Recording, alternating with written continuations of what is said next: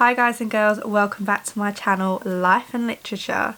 It's good to see you back, or it's good to see you if you're new. I am Emily. I do video reviews of different books. I also have an Instagram where I will put any photos or any updates on there as well, so any details down below if you'd like to follow me. Now today I wanted to review another one of my all-time favourite books, Everything Everything by Nicola Yoon. This book, A, is stunning, just looks beautiful, and also is so gripping, not just by the words that are in it, but the storytelling, the way the book is structured. I think it is lovely. So this book, I will read you the blurb as always, or as I'm starting to. Maddie, who is the main character, Maddie is allergic to the world. She hasn't left her house in 17 years. Ollie is the boy next door. He's determined to find a way to reach her. Everything is about the crazy risks we take for love.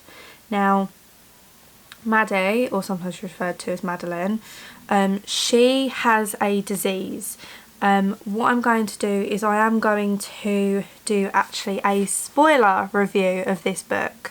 The reason I'm going to do that is because this book is beautiful, but not only that, there are so many parts and elements to this book that there was no way I could tiptoe around without actually telling you about the book. So I'm not going to go too fully into it, but I am going to do some spoilers, so this is a spoiler warning.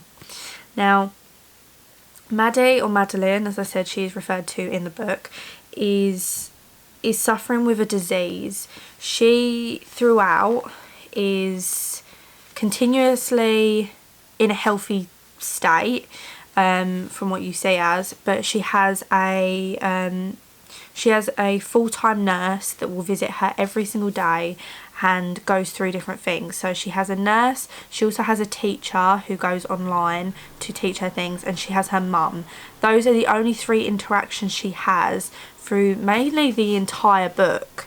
And at the beginning you can kind of sense her upset, her angst. She is a teenager. She kind of watches from her window, and she lives around the lives of the people around her, and her only sense of entertainment is usually by puzzles, reading, doing her schoolwork, and that's kind of it. The also beautiful thing about this book, which I think is incorporated in the main page. So in her house she has something called a sunroom. In the sunroom it's filled as if a garden. They have made, well, her mum, I assume, has made it feel like it's the outside so she can experience it, because her disease means that she can't go outside. She can't have any contact with anyone else, and when her mum goes out and comes back in, she goes through a decontamination room so that she is not infected or touched with anything of the outside world. Now, what's interesting about this is right at the time she's starting to get a bit angsty, she's starting to get a bit more curious about what is outside and the places and things she'd love to be and see and just experience. She has a knock from the neighbour, so someone moves in next door.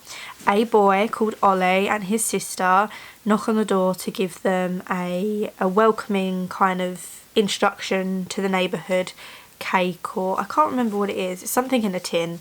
They give a welcoming gift to say, like, we're new to the neighbourhood and we just wanted to introduce ourselves. And Ollie quite quickly becomes aware of there's something quite odd or something quite different with this house, and the mum very much will not take what they're giving as an offering. And when he goes back to his room, it just so happens that his room window and Madeline's room window are opposite each other, so they are sensing each other's existence straight away as soon as he moves in. And Ollie is very intrigued, and so is Madeline, whereas Madeline's more shy with it. They start to communicate through the window by putting notes, which is so adorable. Their relationship grows and builds to the point of their meeting, and her learning more about her disease, her learning more about what will she risk to be with this person. Will she risk everything, and will he put himself in quite a unknown situation just to get to know the girl that he's starting to fall in love with. So it is majorly a love story. It is a beautiful way to express two complete different people coming together and growing and learning about each other and falling in love. Carla's a very good expressive, helpful friend, as well as full-time nurse to Madeline, and you kind of get the sense that she is trying to do everything, because she does try to help, which doesn't really work in her favour job-wise, because obviously the mum is trying to protect her and keep her inside, and you learn more about the mum and Madeline's relationship throughout, and how much really Madeline depends on her mum and Carla, and how that will change now that she's falling for someone, which I find happens when you reach a certain age. When you first fall in love, you will kind of put the people maybe closest to you, friends, maybe your mum, your dad, a close family friend, to the sidelines, or almost to the back of your head, because the person you're falling in love with becomes your full entity, it becomes your full focus, and you see how that changes her mentality and the way she thinks, and it almost helps her put herself forward as well with the things that she wants and the things that she's desired for so long. I have to say about this book, it is so beautifully put out. It's so beautifully, as I said, structured. I did put a couple of post-its because I wanted to show you if you're thinking about this book, because it is such a simple, lovely, beautiful read. It's very complex but also so interesting. The way that they've written is pretty much normal. It's pretty much text dialogue, but then you'll have the odd page of handwritten note or writings and structures of different things that are happening. So that was she'd put down her mum's schedule, or there's different annotations, different writing, there's different drawings and illustrations to show and express the different ways that she's trying to occupy her mood every day. She's trying to keep herself entertained, and also it's almost like she's trying to keep the entertainment up with the reader, that she's almost in a constant, and these little annotations, these little diagrams about her life and different things she's thinking about really show almost her interests, the things she likes to do, and it shows her creativity, and it's almost suppressed a lot from her disease. So even like here, there's little drawings of things, which I just think the way they've put it, there's also a lot of she responds by email, so it's quite beautiful, the email settings. It reminds me back in the olden days of MSN, and when you used to go on your emails to see who's talked to and things like that. So only is there beautiful pictures and drawings, and you can actually, if you look deeply into all these pictures, there are different things that she loves, she wants. There's a lot of garden themes, a lot of flowers, there's a plane, I think there's birds. Is there birds? No, butterflies, sorry, there's butterflies. So with all these different things, it shows she has so much to think about, and she has so much that she wants to do and outlet, and you can really feel that in these little side pages of creativity, which is beautiful. So I really love this book. Seeing as I'm doing a spoiler video for this book, I thought I might as well express my opinion. towards the end. So if that was just enough for you and you haven't read it yet and you don't want to hear the ending, then I would suggest maybe clicking off this video. If you are okay with spoilers or you have read this book and want to hear my opinion at the end, then please continue watching. Everything is about Madeline and about Ollie and their relationship growing, and she ends up going against her mum and running away so that she can be with Ollie and experience the sea, which is the most important thing to her, is to feel the waves, to feel the ocean air, to feel the sand, and just the peace and serenity of being outside.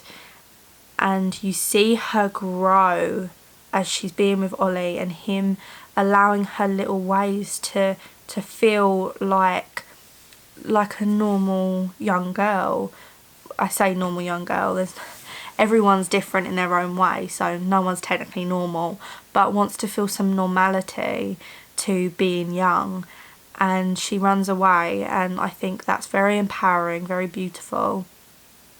What I was very surprised with, which I don't know if anyone else saw this coming, I did not realise that her mum was going to be the one that had been lying to her this entire time, and that she weren't actually ill. It's quite heartbreaking, because you see this young girl break from knowing the one person that she trusted more than anyone in the entire world, and the one person that hadn't allowed her to go to school, hadn't allowed her to grow, develop and do everything young people really do when they're growing up, had been taken away from her, and she didn't get to do any of those things, didn't get to experience all these creativity lessons and life and experiences that she wanted to. And that was all because of her mum. It wasn't because her mum was trying to protect her from an illness. It was because her mum couldn't almost bear to lose her, because they had been in a car accident which made her lose their dad, or lose her partner in it. So she almost become such a crutch for the mum to be able to get on with normal life, knowing that her daughter was locked away safely at home. And that was very selfish and very upsetting to read. And the actual powerful message Madeline has at the end, to still have some communication with her mum and kind of allow her mum to know that she's not raging or fuming or angry at her. She's accepted that's what's happened, and she's saying, I'm moving on, I'm going to do now what I want to do. And that is so empowering and beautiful, and it's very upsetting at the same time. I did get a bit emotional because I'm very close to my mum. My mum is a single parent, and I'm very close to her, and seeing such a strong relationship throughout the book, and you get emotionally connected to Madeline and Ollie's love story, to then feel like Madeline's been betrayed, it hurts, and it gets you a bit emotional and a bit teary, because you just want the best for her. You see that she's just trying to do everything she possibly can to just live and be happy, and she is happy majority of the book, even though she can't go out and do all the things that she wanted to at the beginning.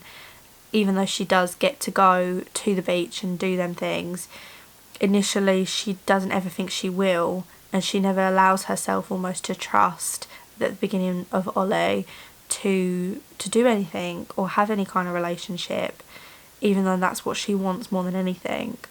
So I loved this book. Everything is a beautifully, stunningly written and thought out book, and it's actually Nicola Yoon's, it says on the back, it's her first novel, which I think is amazing. And I know I reviewed All the Bright Places, which is one of my favourite books as well. The author of All the Bright Places also said, this is heart-wrenching, I devoured it in one sitting.